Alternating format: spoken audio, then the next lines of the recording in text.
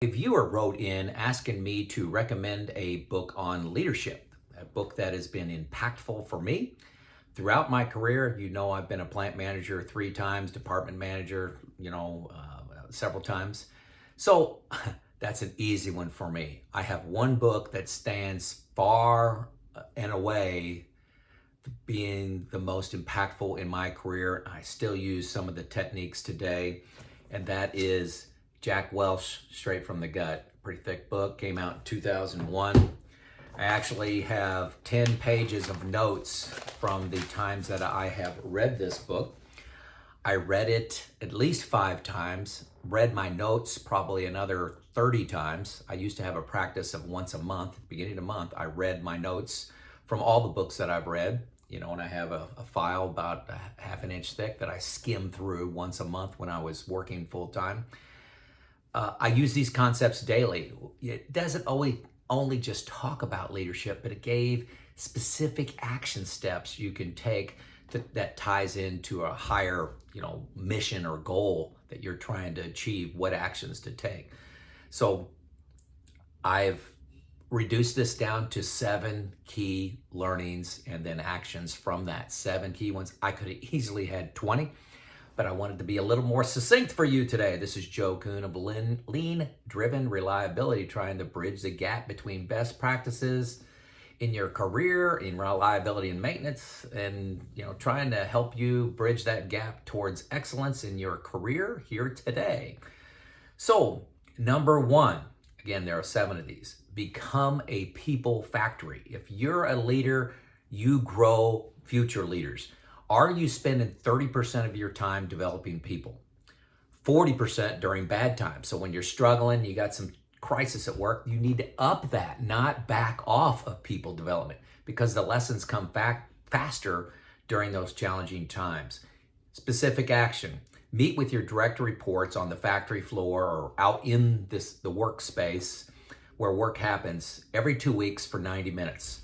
Candor increases 1,000x. 1,000x candor increases one-on-one. A lot of people have staff meetings. I didn't like staff meetings. They're good for, throwing out information, having debate, but for candor, one-on-one is the only way to go. And people will tell you things that they would never tell you in a group setting, one-on-one. Superficial congeniality, it's a Jack Welch term, is the enemy. It's a cancer in most organizations. People just, they're nice, they're kind. They don't want to say anything that's going to hurt anybody's feelings. One-on-one, they'll give it straight to you.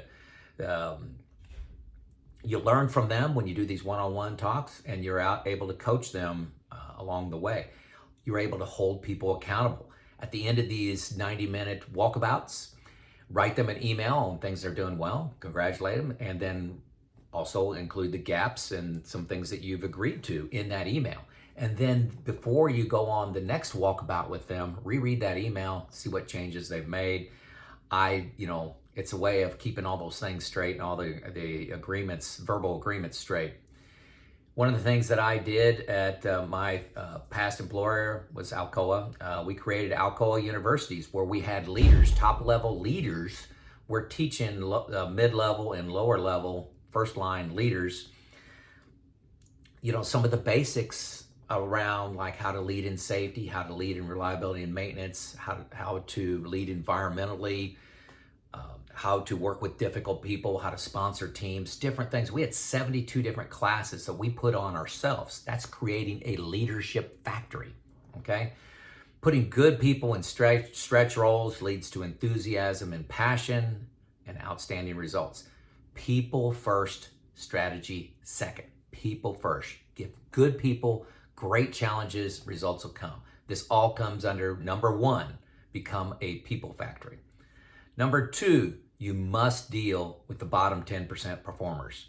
Now, this is controversial when it's taken to extremes. GE had a practice, let's get it out there, of every year removing the bottom 10%. You do that for 10 years, and it gets to be very cutthroat. That's not what I'm talking about.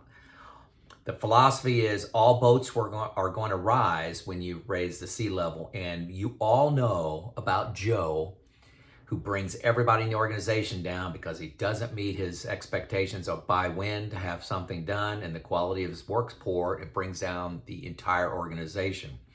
Everybody knows these people. The question is, are you going to deal with them?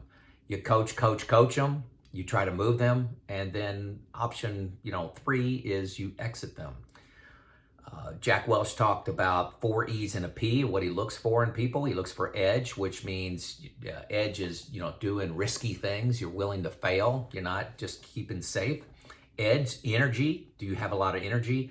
Can you execute? Can you energize people? And do you have passion? Those are the non-negotiable 5 things that you look for in your leadership people. Don't waste time on resistors. Here's a test.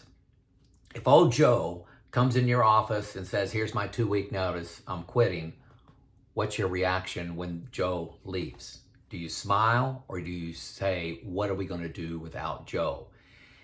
If you smile and say, good gosh, I'm glad Joe's leaving, but now I have an opportunity to top grade my talent, you shouldn't wait for Joe to put in his 2-week notice, because he's probably not going to. Everybody knows who the bottom 10% is.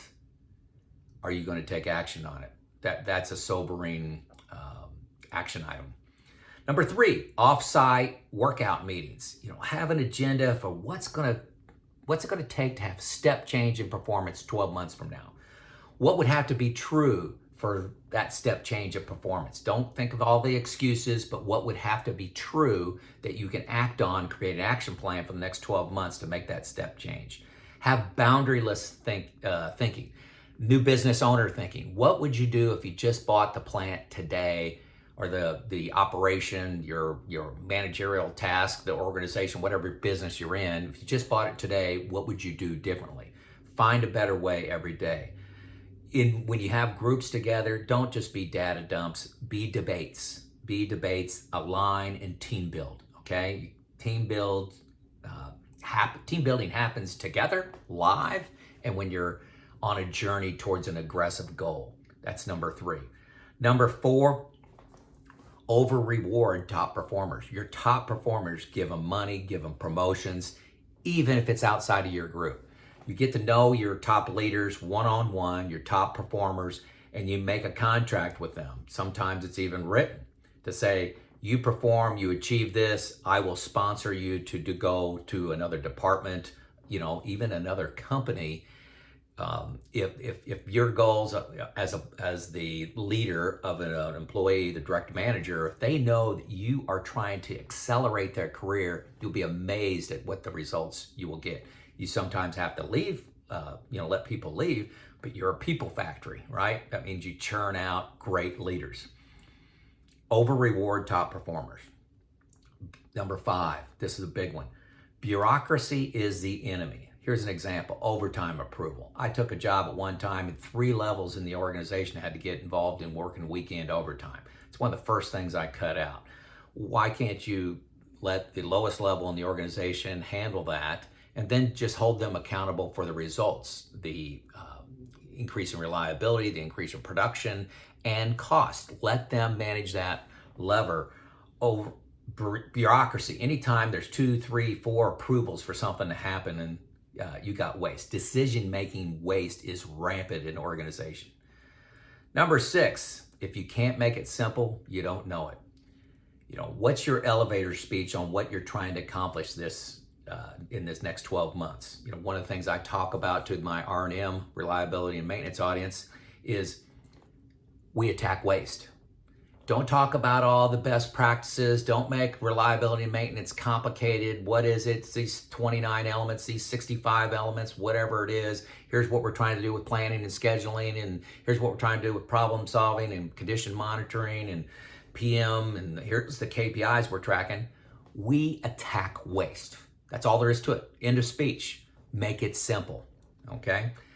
Number 7, and this may be a surprise to many of you, speed. When you're done with this journey and you're looking back on it, you'll regret moving too slow. So I'm telling you, what your regret will be on your leadership journey is that you acted on these first 6, and in driving change, you were too slow. So folks, there's my 7 points for Jack Welch, straight from the gut. I recommend you read it 5 times, take notes, review it once a month. Begin your journey, folks. If I can help you in any way, Jack, I think it is, give me a note. I respond to 100% of those. If you need a coach or mentor, you have in the linkage below, you can get access to an hour of my time. This is Joe out.